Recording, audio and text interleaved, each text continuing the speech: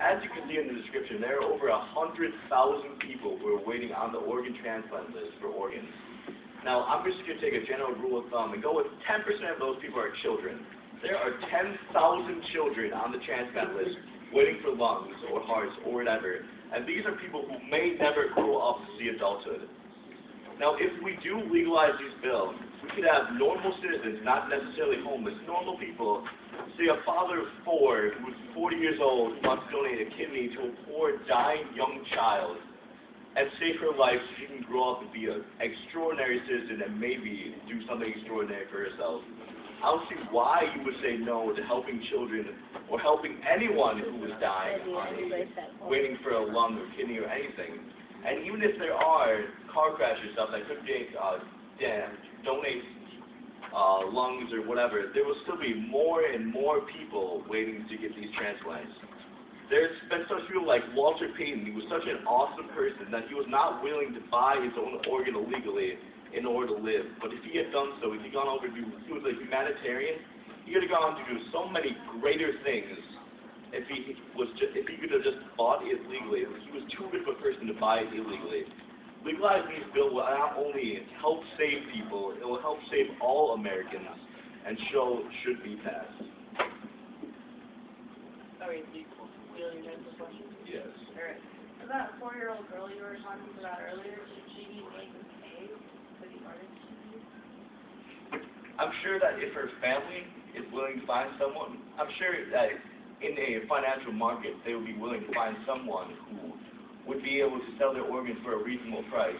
And as such, it's better than waiting for 5 to 10 years trying to get a transplant. Yeah. And instead, you go back to living a normal life and growing up normally instead of dying in a hospital bed. Yeah. I don't think growing up with a homeless man's alcoholic liver constitutes a normal life. The liver would repair itself over time if it's in a functioning body, in my mind. And anyway, she wouldn't necessarily be a liver. If I was a responsible parent, I wouldn't go to a homeless man for a liver. But that's what the whole thing.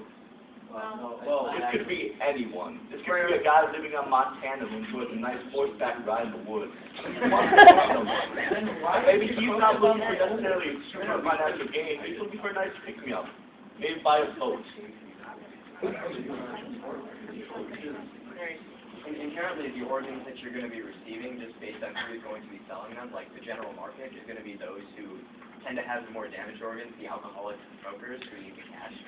And so how can you, logically, state that you can give these organs to little children? Aren't you putting the little child's life in jeopardy? Inherently, I'm looking for a laissez-faire type economics where it's up to the buyer's discretion to go out and find goods that they want, not the ones that are maybe easily available. Is there a motion to suspend the speaker's time? No? Okay. What's the motion over here? Motion to extend speaker's time by 30 seconds. Is there a second? Second. All in favor? Aye. All opposed?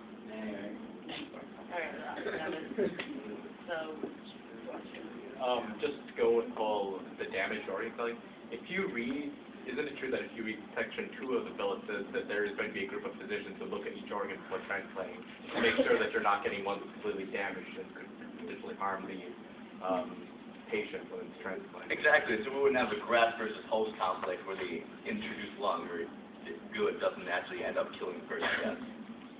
alright, one more question. Are you saying that a lung of a 40-year-old grown-up man would not work for a 4-year-old girl? I disagree, because eventually she will grow into that lung. But as of this moment, I'm not a doctor, I'm not sure what is in that discussion. You can't sell a whole lung, you can only sell a lobe of your lung. Well, you can only send a lobe, so cells would be able to smaller. Alright, anyway, that was the speech and affirmation. I now